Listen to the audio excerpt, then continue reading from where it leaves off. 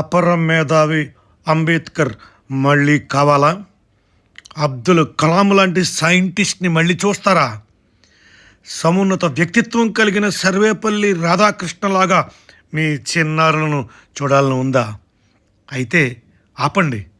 మేధావులైన నిష్ణాతులైన ఉపాధ్యాయులు ఈ విద్యా వ్యవస్థ నుండి నిష్క్రమించకుండా ఆపండి. 4 గోడల మధ్య ప్రసవ వేదన లాంటి బోధన నుండి మేధావులు ఊపిరిపోసుకుంటారు. మరి ఇటువైపు యువత కన్నెత్తి కూడా చూడటం లేదు. ఈ ప్రొఫెషన్ని ఎంచుకోవటం లేదు. మీరు సరిగ్గానే వింటున్నారు. ప్రొఫెసర్ విద్యావేత్త అయిన కృష్ణకుమార్ గారు ఒక ఆర్టికల్ రాశారు. The teacher is walking away. తల్లిదండ్రుల డిమాండ్, సామాజిక ఒత్తిడి ఉపాధ్యాయ వృత్తి నుంచి దూరం పెడుతోంది.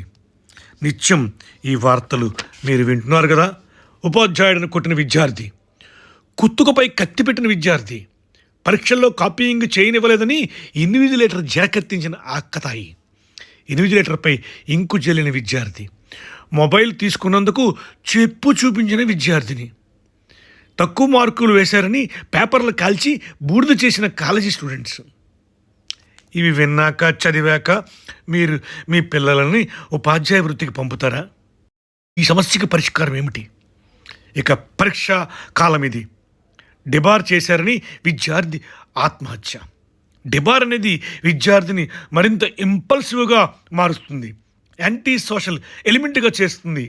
యాంగ్జైటీతో డ్రగ్స్కి అలవాటు పడతారు, డిప్రెషన్తో సమాజానికి దూరం అవుతున్నారు. ఎగ్జామ్ హాల్లో విద్యార్థి దొంగ కాదు, ఇన్విజిలేటర్ అనే వ్యక్తి పోలీసు కాదు. స్లిప్పు రాసే విధంగా ఇన్విజిలేషన్ చేయటమే తప్పు. విద్యార్థి ఇన్విజిలేటర్ యాటిట్యూడ్ని, నాన్ వెర్బల్ క్లూస్ని అంచనా వేసే స్లిప్ రాస్తారు. స్లిప్ రాస్తుంటే పట్టుకోవడం గ్రేట్ కాదు. స్లిప్ రాయకుండా హుందాగా సేఫ్టీ అండ్ స్ట్రెస్ ఫ్రీ ఎన్విరాన్మెంట్లో మనం ఇన్విజిలేషన్ చేయటమే బాధ్యతగా తీసుకోవాలి. టీచర్స్ ఇది గ్రహించి తీరాలి. స్లిప్ రాయటానికి మూలం ఏమిటి? ఫౌండేషన్ లేకపోవడం. ఫెయిల్ అయితే సోషల్ స్టిగ్మా, పేరెంట్స్ టార్గెట్. ముమ్మాటికి ఇదే నిజం. విద్యార్థుల పాలిట మనమే శత్రువులము. స్లిప్ అందించే స్థాయికి దిగజారిపోయాము. స్లిప్ రాస్తే కొట్టే హక్కు టీచర్కి లేదు. ఆర్టీ 2009 కార్పొరల్ పనిష్మెంట్ని బ్యాన్ చేసింది. విద్యార్థుల్ని కలవపెట్టే వార్తలు చూడండి.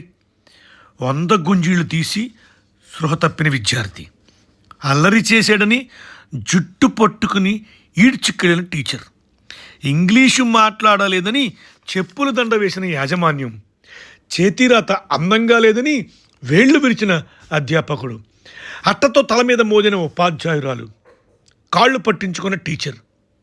మరి పిల్లలకు రక్షణ వ్యవస్థ ఏది? పిల్లలకు ప్రశ్నించే హక్కునే ఇవ్వటం లేదు. అటువంటి బోధన అవసరమా? ఉపాధ్యాయ విద్యార్థి సంఘర్షణ సామాజిక ప్రయోజనం కలిగి ఉండాలి. క్రమశిక్షణ అనేది ప్రేమపూర్వకంగా ఉండాలి. ఇది అందరూ కోరుకుంటారు. ఇదే అందరి అభిమతం.